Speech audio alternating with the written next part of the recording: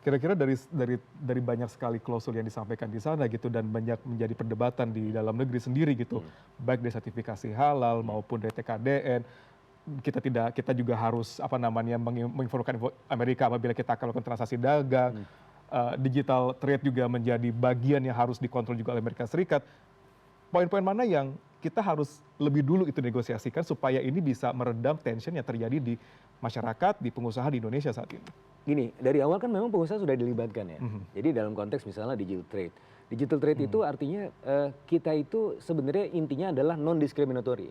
Ketika tidak diterapkan digital tax bukan artinya tidak boleh diterapkan digital tax.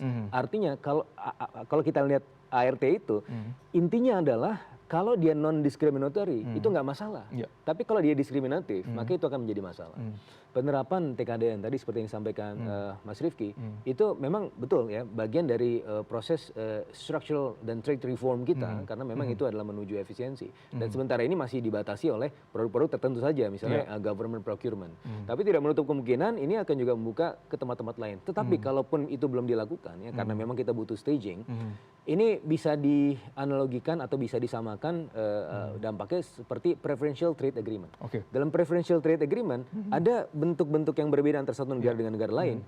Itu tidak masalah juga. Sebenarnya sudah dikenali secara umum, secara internasional dan itu tidak juga memicu aksi retaliasi dari negara partner. Jadi sebenarnya ini masih all good ya. Tapi tetap aja pemerintah akan terus menyerap aspirasi dari masyarakat dan mumpung ini juga saatnya bernegosiasi ulang. Baik.